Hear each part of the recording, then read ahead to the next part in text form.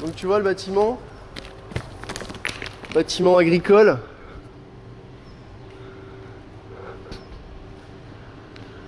Donc on lamellé collé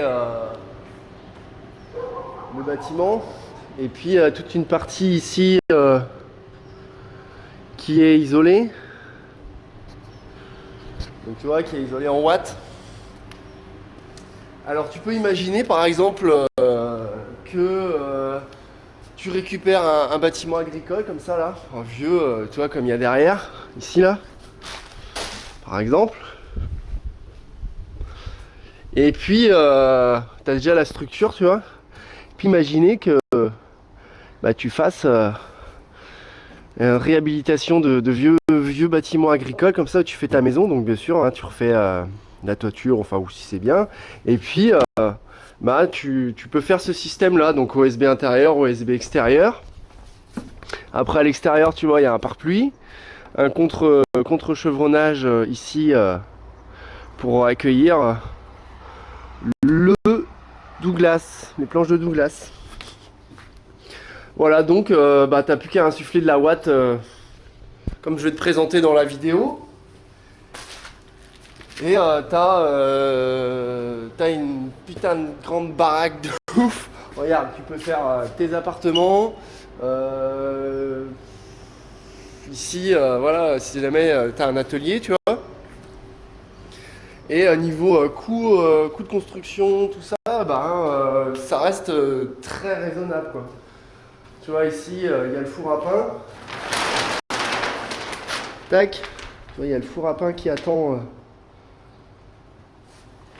d'accueillir le pain. Alors, effectivement, l'OSB comme ça, quand tu insuffles à l'intérieur, tu es obligé de faire des trous pour pouvoir insuffler la watt.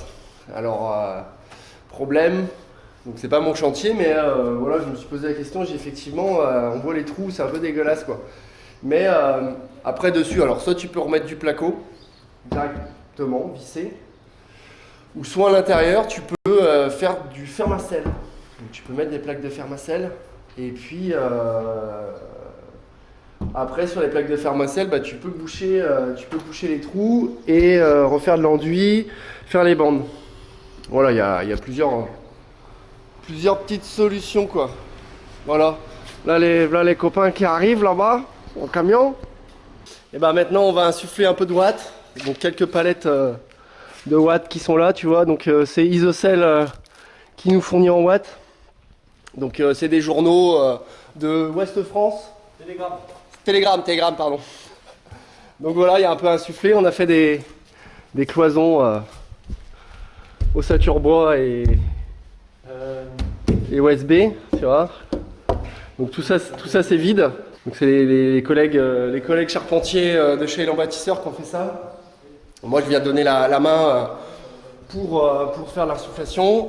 Et puis voilà, on a préparé la machine à insuffler. On insuffle à combien?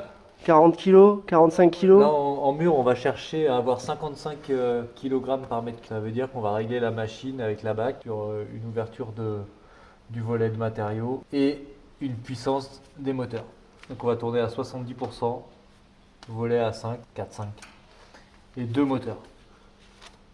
Donc voilà, ça c'est ce qu'on recherche en vertical. Et donc au plafond, après on est un peu plus dense. En plafond, on a moins de problèmes de tassement, donc on peut chercher des densités un petit peu moins importantes.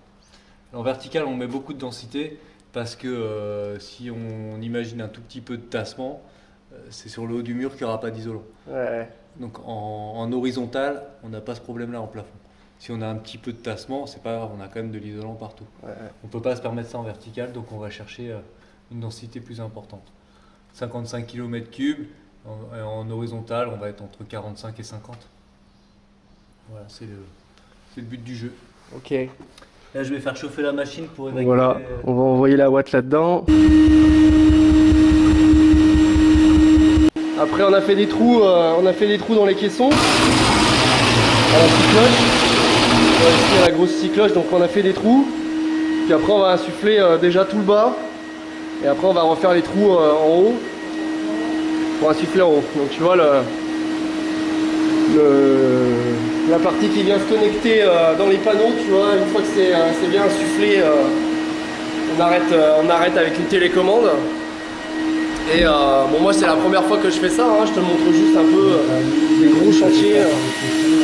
des gros chantiers comme ça. Donc c'est parti, on va envoyer la watt.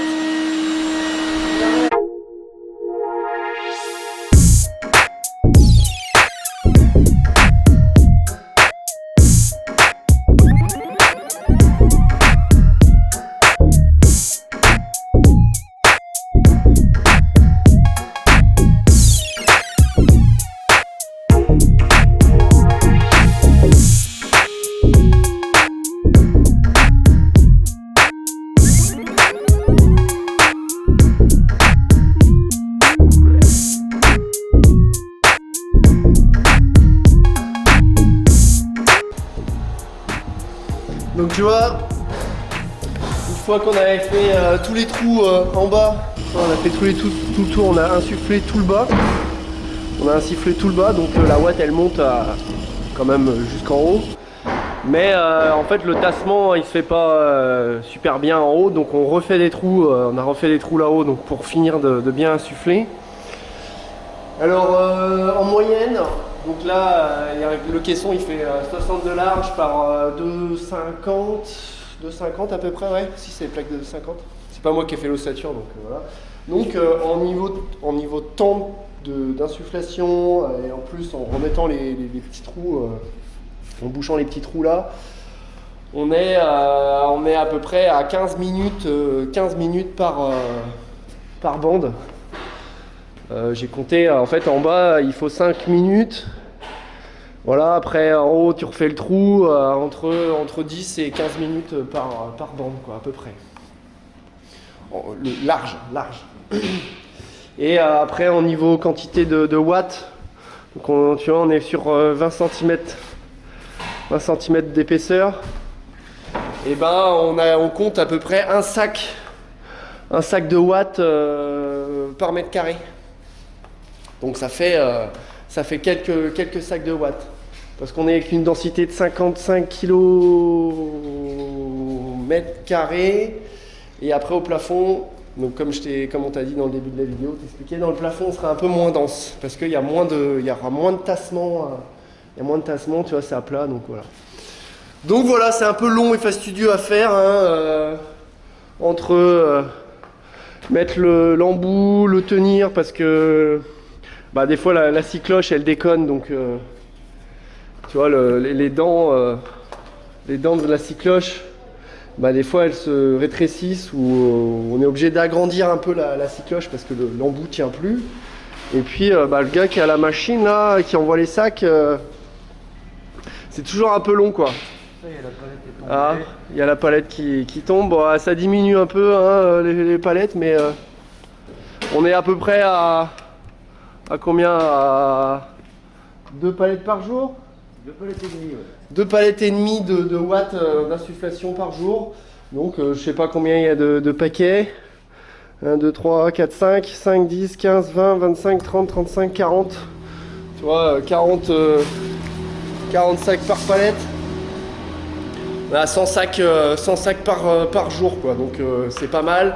100 sacs par jour, j'ai dit un sac par mètre carré, donc 100 mètres carrés d'insufflation par jour. Donc c'est pas mal, bonne moyenne. Donc tu vois, on alterne un petit peu entre la watt et le chantier bardage à l'extérieur, donc toujours avec la nacelle là. Sinon c'est un peu chiant au bout d'un moment de faire que de la watt ou que du bardage en plein soleil. Donc on alterne un peu, tu vois. Là, je voulais te faire aussi un petit truc sur les résistances thermiques de la watt. Donc voilà, il y a tout qui est marqué hein, par exemple, tu vois les résistances thermiques, le R c'est ici. Alors toi tu peux arriver jusqu'à R de 9. Alors épaisseur utile après tassement en millimètres, tu vois, si tu veux un R de 9. et ben il faut mettre 35 cm. Toi, à insuffler, si tu insuffles dans les combles, il faut mettre 45 cm. Nombre de sacs pour 100 mètres carrés, toi, il y a tout qui est marqué, quoi. Donc, soufflage, projection humide, insufflation. Toi, t'as toute la bac qui est là. Donc, nickel. Donc, l'avantage de la Watt comparée à la laine de verre, et ben, c'est que la Watt, elle a un meilleur déphasage. En fait, elle va mettre plus de temps, enfin la chaleur qui tape sur ces ardoises va mettre plus de temps à traverser la même épaisseur de watts que la laine de verre. Par exemple, la laine de verre, si tu as 20 cm, ça va mettre 2 heures, que la Watt, si tu as 20 cm, ça va mettre 4 heures à traverser, quoi. Donc, tu es mieux protégé de la chaleur. Et comme après le soir il fait plus frais, ben en fait la chaleur va repartir vers l'extérieur de ton bâtiment et va pas revenir cracher la chaleur dans ton comble, quoi. Donc voilà, fin de la semaine, fin de l'insufflation de la Watt, fin de la vidéo sur la Watt. Donc voilà, on a bien envoyé, c'était cool. Bonne semaine, je sais pas combien on a envoyé de sacs, mais c'était assez impressionnant. On était à 100 sacs ou 150 sacs de watts par jour. Alors merci de me suivre, merci de s'abonner, de mettre un petit pouce bleu. Et puis je vous dis à bientôt dans une autre vidéo. Et surtout, on garde la pêche. À bientôt, ciao ciao.